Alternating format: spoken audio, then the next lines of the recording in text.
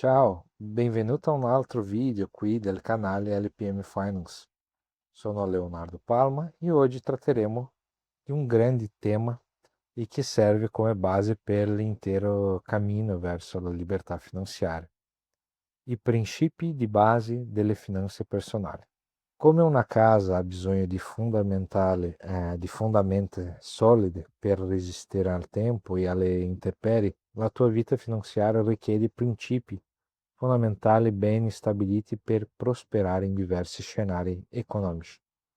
Nei prossimi minuti esploreremo i principi che, quando applicati con costanza, creano la base necessaria per decisioni finanziarie intelligenti e la costruzione di ricchezza a lungo termine. Questi principi non sono complessi né rivoluzionari.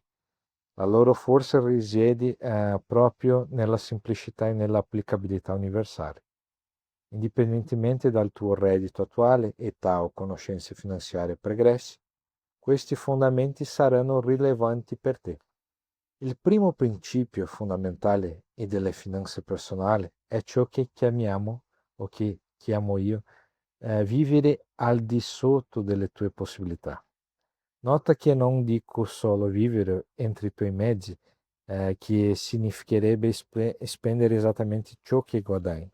Il concetto di vivere al di sotto delle tue possibilità implica spendere costantemente meno di quanto guadagni, creando un surplus che sarà la materia prima per costruire il tuo patrimonio. Questo principio può sembrare ovvio, ma viviamo in una società che costantemente incoraggia il comportamento opposto. Pubblicità, social media e persino il nostro circolo sociale e spesso ci spingono a spendere di più, a volte ricorrendo a debiti per mantenere un stile di vita che in realtà supera le nostre possibilità finanziarie attuali.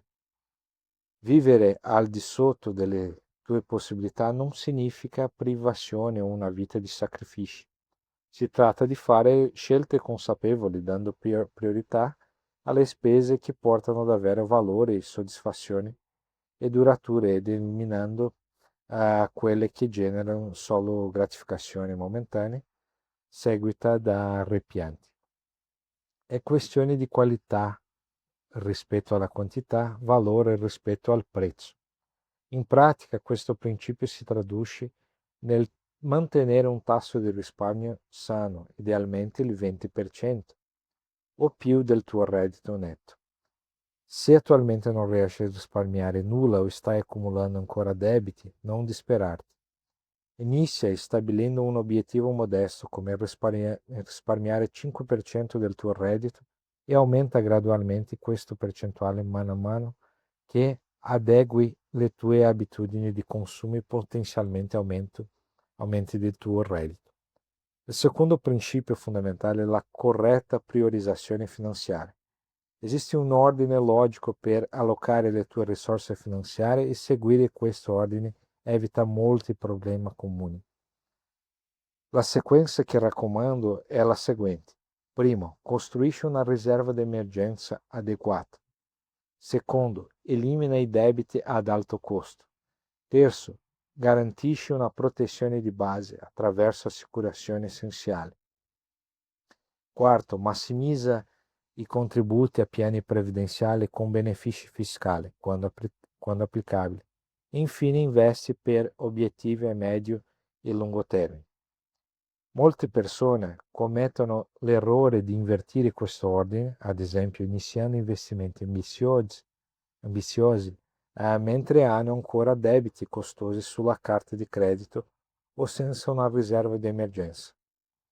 Questo è come costruire il secondo piano di una casa prima di finire le fondamenta. Può sembrare un progresso a breve termine, ma crea una struttura instabile e vulnerabile. La riserva di emergenza viene prima perché è il tuo scudo contro gli imprevisti. Senza di essa, qualsiasi emergenza finanziaria può costringerti a interrompere i tuoi progressi o peggio, a contrarre debiti costosi. La dimensione ideale di questa riserva varia a seconda della tua situazione personale, ma generalmente raccomandiamo tra 3 e 12 mesi di spese essenziali a seconda della stabilità delle tue fonti di reddito.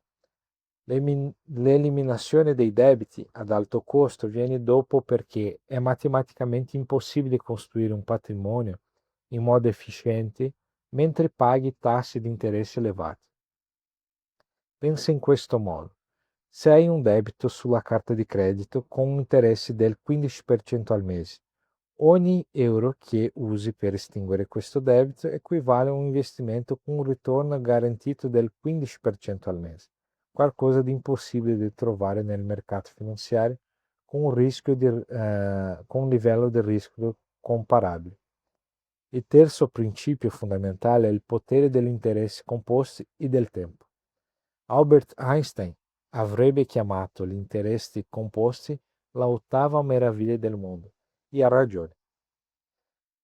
Questo concetto matematico semplice è il motore che guida la creazione di ricchezza nel lungo termine. Gli interessi composti si riferiscono al processo attraverso il quale i rendimenti generati da un investimento vengono reinvestiti per generare i propri rendimenti. Nel tempo questo crea un'accelerazione esponenziale nella crescita del patrimonio. Per illustrare, se investi 1000 euro con un rendimento annuale del 10%, dopo il primo anno avrai 1100. Nel secondo anno gli interessi saranno calcolati non solo sui 1000 iniziali, ma sui 1100, risultando in 1210 alla fine del percorso o del periodo. Questo effetto si amplifica drammaticamente con il passare degli anni. Il fattore tempo è cruciale in questa equazione. Prima inizi a investire, più tempo gli interessi composti lavoreranno a tuo favore. La differenza tra iniziare a investire a 25 a 35 anni può significare letteralmente milioni di euro nella tua pensione, anche se la persona che inizia più tardi investe importi mensili maggiori. Nella nostra filosofia previdenziale sfruttiamo al massimo il potere degli interessi composti attraverso il reinvestimento sistematico dei proventi ricevuti. Quando i dividendi di un'azione vengono usati per comprare altre azioni, che a loro volta generano più dividendi, creiamo l'effetto palla di neve, che accelera il nostro viaggio verso la libertà finanziaria. Il quarto principio fondamentale è la diversificazione intelligente. Questo concetto è spesso riassunto nel detto non mettere tutte le uova nello stesso paniere o qualcosa del genere, ma va oltre questa semplificazione. La diversificazione intelligente non significa semplicemente distribuire le tue risorse su decine di investimenti diversi. Si tratta di allocare i tuoi attivi tra diverse classi come reddito fisso, azioni, immobili, settori economici diversi e potenzialmente regioni geografiche in modo di ridurre i rischi specifici senza compromettere significativamente il potenziale di rendimento. L'obiettivo della diversificazione è creare un portafoglio in cui i componenti non si comportano esattamente nello stesso modo, nelle stesse condizioni di mercato.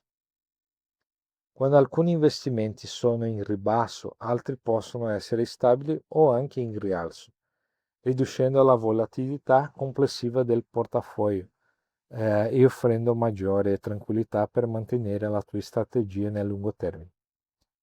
Nella filosofia previdenziale cerchiamo la diversificazione principalmente attraverso la selezione di aziende o imprese di diversi settori che pagano dividendi costanti. Questo ci protegge dai rischi specifici di un settore, mantenendo il focus sulla generazione di reddito passivo crescente. Il quinto principio fondamentale è il controllo emotivo nelle decisioni finanziarie. Le nostre emozioni, specialmente la paura e l'avidità, possono essere i più grandi sabotatori del nostro successo finanziario quando non siamo consapevoli della loro influenza.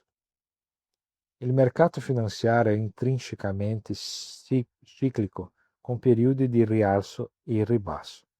La tendenza naturale degli investitori inesperienti è comprare quando tutti sono ottimisti, generalmente quando i prezzi sono già alti, e vendere quando il pessimismo domina, spesso peggior momento, nel momento peggiore possibile, quando i prezzi sono depressi. L'investitore di successo sviluppa la capacità di agire in modo contrario a questi impulsi emotivi, comprando quando gli altri hanno paura ed essendo cauto quando l'ottimismo è eccessivo. Questo non significa ignorare completamente le tue emozioni, ma riconoscerli e non permettere che dettino le tue decisioni finanziarie.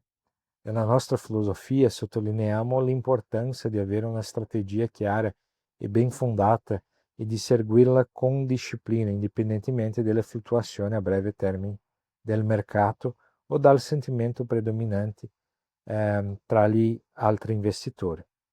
Il sesto e ultimo principio fondamentale che tratteremo oggi è l'educazione finanziaria continua. Il mondo delle finanze è in costante evoluzione con nuovi prodotti, regolamentazioni e strategie che emergono regolarmente. Inoltre la tua situazione finanziaria e i tuoi obiettivi evolveranno nel tempo richiedendo aggiustamenti nel tuo approccio. L'educazione finanziaria non è una destinazione ma un viaggio continuo. L'investitore di successo mantiene una mentalità da apprendista, cercando costantemente di migliorare le proprie conoscenze e competenze. Questo non significa che devi diventare un esperto in ogni aspetto delle finanze. Nessuno può dominare tutto. L'importante è sviluppare conoscenze sufficienti per prendere decisioni informate e sapere quando e dove cercare orientamento specializzato, quando necessario. Qui sul canale LPM Finance il nostro impegno è fornire contenuti educativi di qualità, basati su principi solidi e comprovati per sostenere il tuo viaggio di apprendimento continuo. E come possiamo applicare questi principi fondamentali nella vita di tutti i giorni? Ecco alcune linee guida pratiche.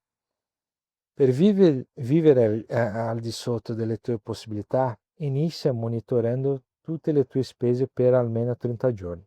Usa un'app, un foglio di calcolo o anche un quaderno. L'importante è registrare ogni spesa. Questo semplice esercizio spesso rivela schemi di spesa di cui non eri consapevole. Poi crea un budget realistico che includa una categoria per il risparmio e gli investimenti, trattandola come una bolletta da pagare a te stesso, non come qualcosa di opzionale da fare solo se avanza denaro alla fine del mese. Per implementare la corretta priorizzazione finanziaria, conduci una diagnosi onesta della tua situazione attuale. Hai una riserva di emergenza adeguata? Ci sono debiti ad alto costo da eliminare? Le tue assicurazioni essenziali sono in ordine? Basandoti su questa diagnosi, crea un piano sequenziale, concentrandoti su un obiettivo alla volta fino a costruire una base finanziaria solida. Per sfruttare il potere degli interessi composti del tempo, inizia a investire il prima possibile, anche con piccoli importi. Stabilisci un sistema di investimento automatico dove una percentuale del tuo reddito viene diretta agli investimenti non appena la ricevi. Adotta una mentalità a lungo termine e resisti alla tentazione di prelevare i tuoi investimenti per spese non essenziali.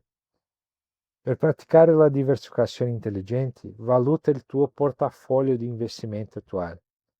C'è una concentrazione eccessiva in un tipo specifico di attivo, settore o azienda che non ti sta pagando bene?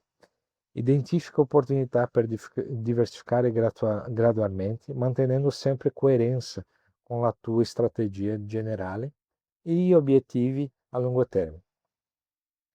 Per sviluppare il controllo emotivo, cria un piano di investimento scritto che stabilisca chiaramente la tua strategia, gli obiettivi e le regole per la presa di decisioni.